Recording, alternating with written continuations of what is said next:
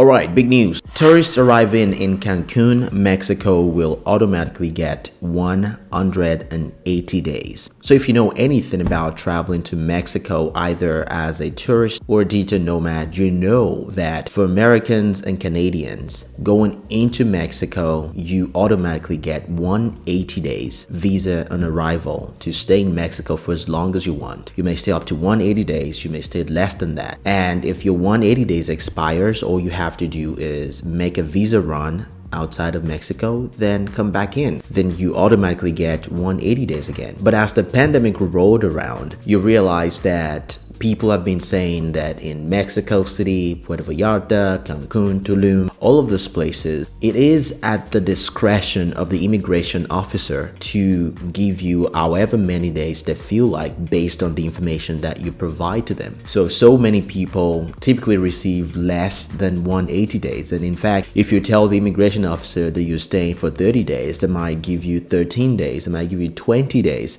So they kind of messed up the plans for so many people.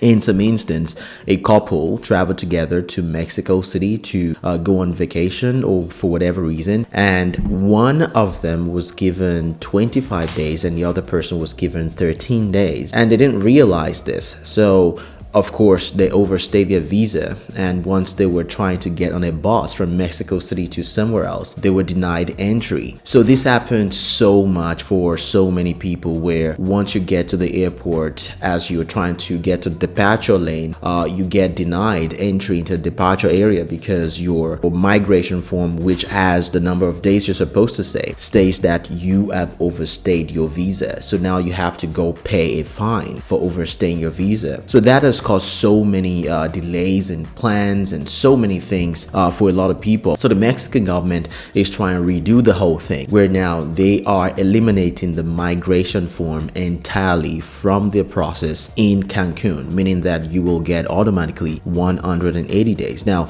the migration form is a form that you fill out once you are on your way to Mexico City. You can either fill it out online, or you will be provided that form when you are on your flight to Mexico City to fill out. But so many people do not fill this out because they already filled it out online, and now they feel that it's not needed. So they get to the airport and people have to stay in line for about an hour, sometimes more than that. I've been in these situations many times in the past, and it is not fun at all. I mean, you've just gotten off a flight and now you have to wait in line for over an hour waiting to get to an immigration officer, and now you're not even sure how many days you will be given. So this is a pilot program that is only available right now in Cancun airport. Now in Puerto Vallarta airport, there's a similar development where the form, the FMM, is being eliminated totally from the old system. They're trying to see the effects of this, more like an isolated experiment, just to see if this is going to go smoothly. Now if it does go smoothly, then they will roll it out to other places or other airports in Mexico. So this is a big news for a lot of people. I know in the past that I have received less than 180 days, but I didn't know exactly because they just scribble a number on your migration form and you don't really know how many days you have. I just went about my business, and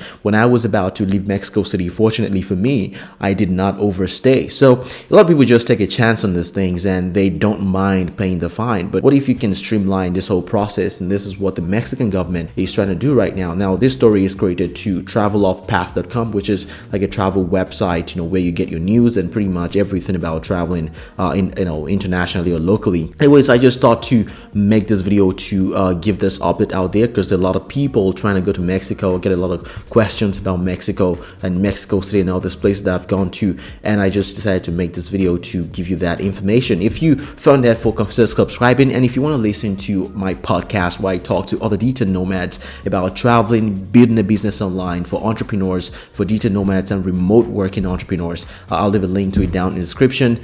Go check it out and leave me a review if you will. Anyways, my name is Daniel, and I will see you in the next video.